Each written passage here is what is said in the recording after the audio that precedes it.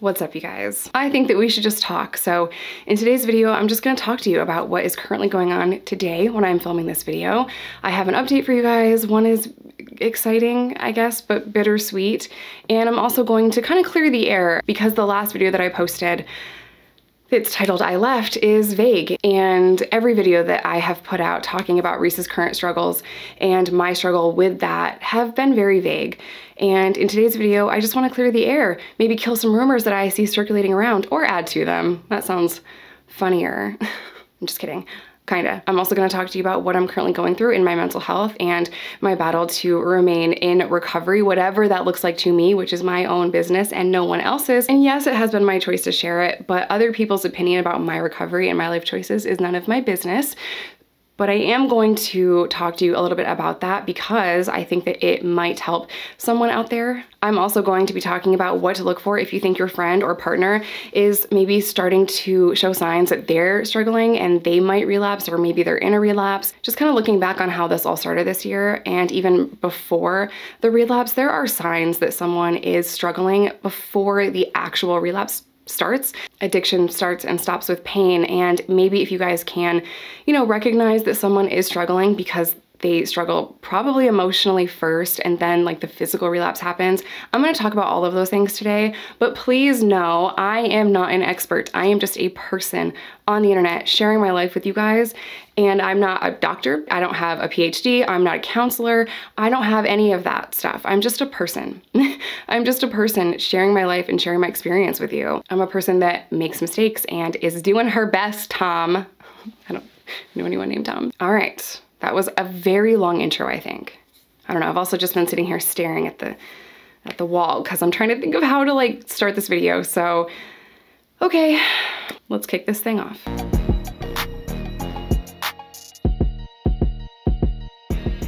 First of all, this channel is about to hit 1 million subscribers.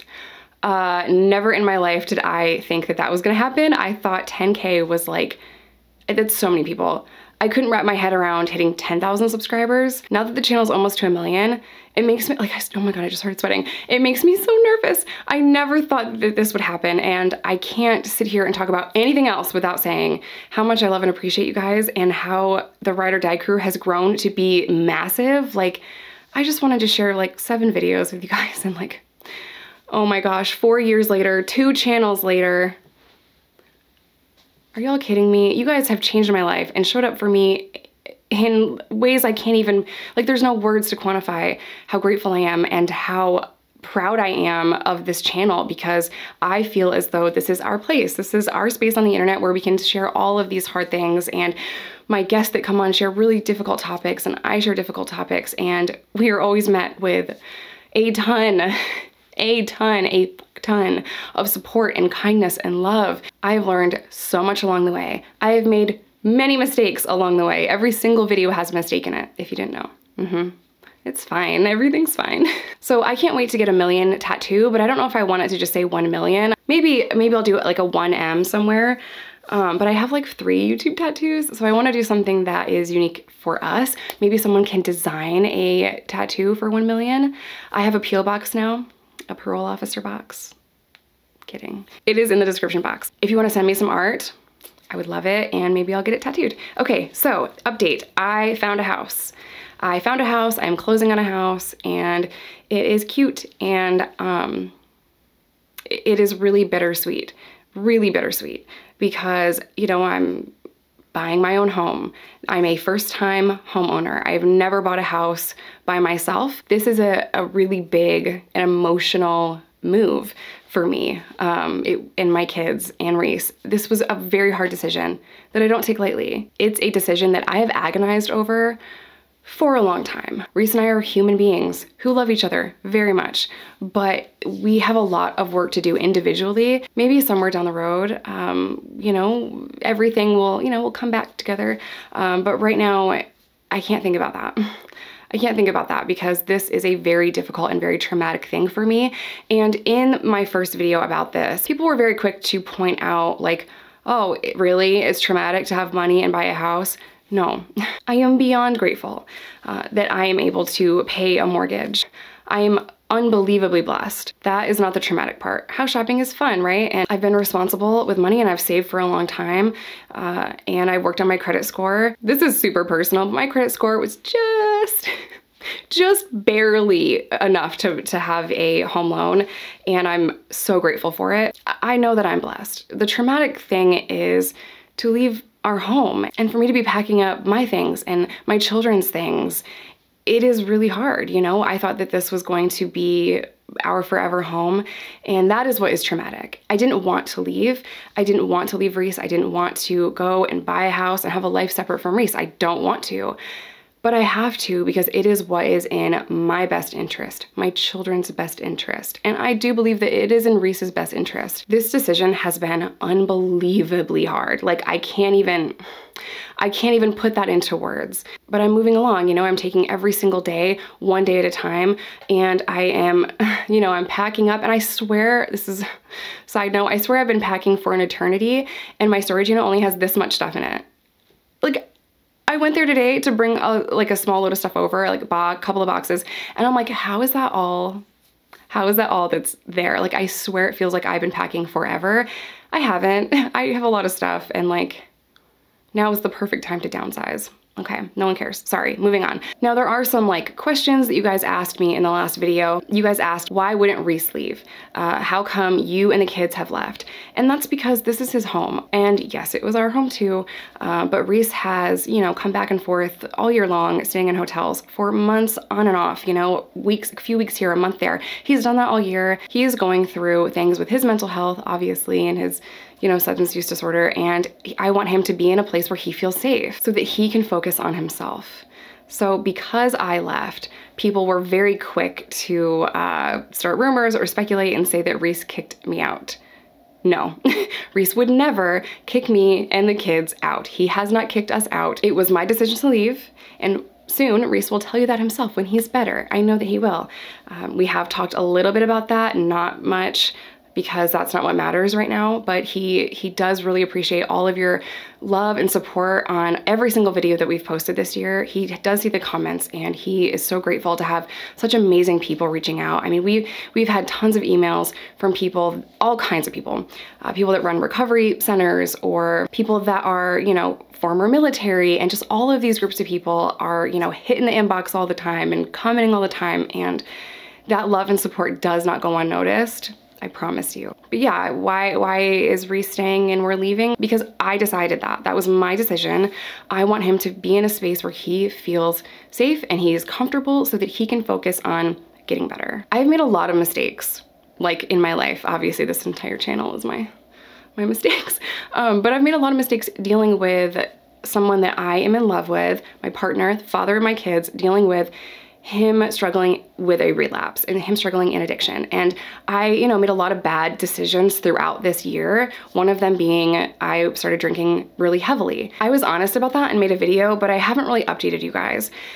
Well, I did like a follow-up video, and that was months ago, and it said, I'm still going to drink sometimes, occasionally, when I am better. So in terms of my battle with alcohol, have I been alcohol-free since I posted that video months ago talking about my struggle with alcohol? No, I have not been alcohol-free. There are, you know, a couple of nights a week where I drink. I know that that's not gonna make anything better. I know that that is not a healthy coping mechanism. I know that I need to get better with that, and I'm working on it. I really am, and I'm doing a lot better. So progress, not perfection, but I wanna be honest about that. I guess the reason why I haven't said anything online is because, you know, people are very quick to criticize or judge or hate or be really nasty. I have the occasional drink, or I drink, you know, a couple of nights a week right now, which is a million times better than drinking every single night and crying after my kids go to sleep. That was not healthy, and I'm grateful that I recognized it. And you know, over the past 6 months, I really have been working on how to get better. That means therapy for me, personally. I recognize in myself, if that is what I jump to and that is my coping mechanism, girl, you need a new coping mechanism, right? It's hard, you know? Alcohol is such a socially acceptable thing. It's in every airport, it's in hotels, like they have the restaurants with the whole bar, and like it's everywhere. It's in freaking Walgreens. Okay, like we don't need huge bottles of liquor in Walgreens, like stop it. I know that I said a couple of videos ago, 5 or 10, I don't know. I did say that my drinking every day and binge drinking every day, buying liquor, bringing it into the house, that started a couple of months after Reese's relapse because I was very stressed out. Is that his fault? Absolutely not. Please hear me when I say that. Me drinking, my struggle with alcohol, is not his fault or his responsibility. That is my responsibility to get better. Just like his recovery is his responsibility and it's not my fault. However, I will say that I blame myself for everything. And I know that I have not reacted the best way that I could have this year. And there's a million areas where I know I said the wrong thing or did the wrong thing, and not just in my relationship with Reese, but other, friendships. I haven't been the best friend this year because I am going through a lot in my personal life, and I know that there's something to be learned from all of it. This year is really testing me, Mama Kent has cancer. It is confirmed cancer. It is stage 1 though. In my video with her, we weren't sure if it was stage 1 or 2.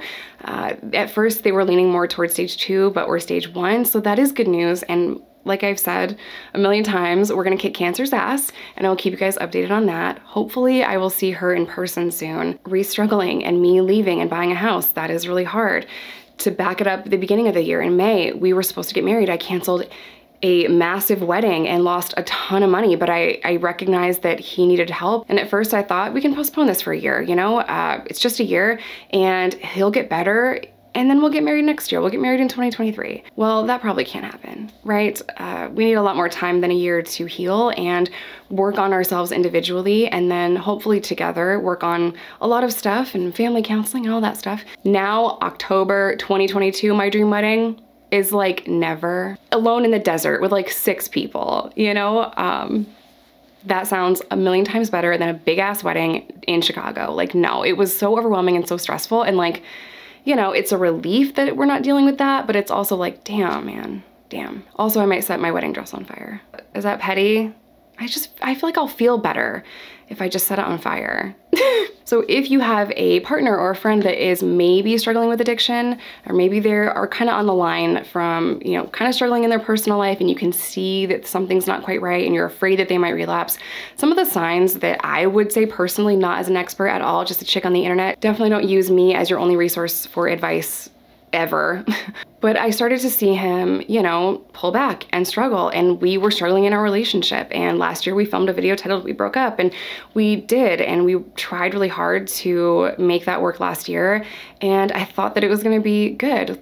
I still have hope that it'll be okay, but I started to see him pull back, become more distant, isolate more. And that was really like the first sign. And his job was super stressful, and he struggled with the decision to leave his job because he loved his people. He loved that job, he loved his people, and he struggled for a while with that, but he was just really unhappy. I really do wish at the time that I recognized that it wasn't just his unhappiness at work, that there were other things that he was going through. God, we were just both so busy. And not that that's an excuse. I knew that he was unhappy, but I didn't think that it would be there. I didn't see those signs. And I think a huge part of that is because if you're in a relationship with someone, you're so close to the picture that you can't tell what it is, right? Like, I do this all the time. I'm sure you guys have seen me do this a million times. If I do this and I have this like right there, you're like, I don't know what that is. But if I go like this, you're like, oh, it's a phone. Well, that's how I was with Reese. I couldn't see the whole picture because I was too close to it. Another sign, and we're all different, but maybe they're not isolating. Maybe they're going out more, or they have a different circle, or they are, just doing different things. So if it's not isolation, maybe it's the opposite of that. They're going out more, they're drinking more, like more, there's just more stuff. So that could happen too. From my experience, it's isolating, it's the isolating and not really wanting to talk about anything, closing down, shutting you out, and not wanting to really express what they're going through. That was a huge sign for me in this situation. So my advice, if you see that, try to ask them, try to meet them where they're at with empathy and compassion, and don't take it personally. That is a huge piece of my personal advice, is to not take it personal. Don't take it personally. We're all just trying to protect ourselves, and we're all just like adult versions of our childhood self, and we're all just trying to, heal that inner child. And a lot of what people say to you, for the most part, has nothing to do with you. Like, nothing anyone does is about you. Even if it's about you, it is not about you. And it can be really freaking scary when you see someone struggling and you see that they're on that line of relapsing, or then you notice that they have relapsed and they have picked up whatever substance that they were struggling with. It is really scary. It's a very human reaction to freak out and want to just grab them and hold them close and, you know, stop whatever pain they're going through so that they can get better. And I wish I handled that a lot better this year. I was very scared, confused, and in complete denial that it was what it was at first. And then when it came out, I freaked out. I was just so scared.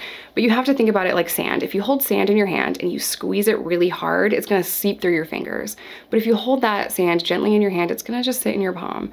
And I squeezed the sand. I was doing that because I was so afraid that I was going to lose him. And a lot of what has gone on this year has brought out a lot of my unhealed triggers and traumas, and my advice is to go to therapy. I know it is not cheap to go to therapy, but if you have the resources to go to therapy or insurance or anything, please seek that out. If you're a veteran, therapy is covered through the VA. There's also Al-Anon meetings, which I think are incredible. It helps you understand that, like, oh my God, I'm not alone. I have a whole community of people that are going through this.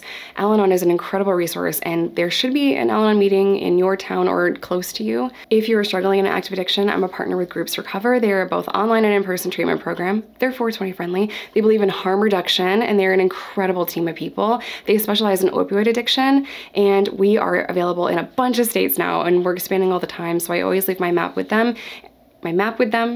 Oh my God, no, I always leave my landing page. It has a map on the landing page and in the description box of every single video. I have a bunch of videos that don't relate to this at all, already pre-filmed and ready to go, and I would love to post them. If it seems like I am unnecessarily like chipper, or this video seems random because of this situation, please know that that is pre-recorded, pre-edited, and just ready for me to post. Okay, so that might be weird.